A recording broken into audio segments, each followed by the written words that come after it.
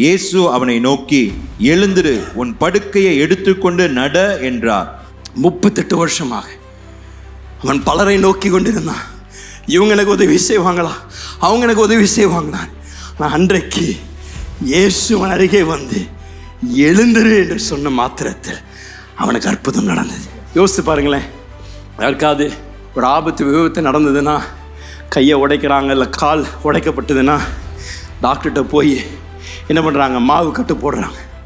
மாவு கட்டு போட்ட உடனே டாக்டர் சொல்கிறாரு, 3 மாதத்திற்கு நீங்கள் பெட் ரெஸ்ட்டு தான், எங்கேயும் போகக்கூடாது, எதுவும் செய்யக்கூடாது, கால் முழுவதும் குணமாகிற வரைக்கும் நீங்கள் வந்து அப்படியே வீல் சேரில் உட்காந்துருக்குன்னு சொல்கிறாங்க. ஸோ 3 மாதம் நீங்கள் வந்து கட்டு போட்டு 3ஆவது மாதம் முடிந்த பின்பதாக இந்த கட்டை போய் டாக்டர்கிட்ட பிரிக்கும் பொழுது, பிரித்த உடனே நீங்கள் எழுந்து நடக்க பார்த்தீங்கன்னா விழுந்துருவீங்க. ஏன்னா 3 மாதமாக இந்த கால் பயன்படுத்தப்படாமல் இருந்தால் அதில் இருக்கிற அந்த மசில்ஸ் அதெல்லாம் ஆங்கிலத்தில் ஆட்ரஃபின் ஆகிரும். அப்படின்னா அது பயன்படுத்தப்படாதனால பலவீனமாக மாறிடுது. ஸோ டாக்டர் என்ன சொல்லுவார்னா, கட்டை பிரித்த உடனே அவர் சொல்லுவார், நாளையிலிருந்து நீங்கள் ஃபிசியோதெரப்பி பண்ணணும். என்ன பண்ணணுங்க? ஃபிசியோதெரப்பி. ஏன்?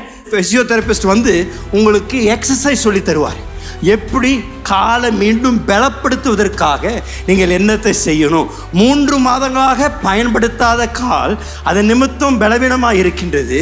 அது குணமானாலும் அதை நீங்கள் மீண்டும் பழைய விதத்தில் பயன்படுத்தணும்னா சில எக்ஸசைஸ்லாம் செய்து தான் நீங்கள் பயன்படுத்தணும்னு சொல்லுவாங்க. ஆனால் 38 வருடமாக அவன் பயன்படுத்தாத அந்த சரீரத்தை இயேசு ஒரு வார்த்தை சொல்கிறாரு, எழுந்துரு அப்படின்றாரு. எந்த ஒரு வைத்தியரும் அவனுக்கு உதவி செய்கிறாங்க, அவன் துள்ளி குதிச்சு எழுந்திருச்சு. எங்கே ஒரு பிசியோதெரபிஸ்டுக்கு போல அவனுக்கு முழு பலத்தை, முழு சரீரத்தில் ஒரு அற்புதத்தை ஒரே நொடியில் இயேசு செய்தார். அவருடைய வார்த்தைக்கு வல்லமை உண்டு.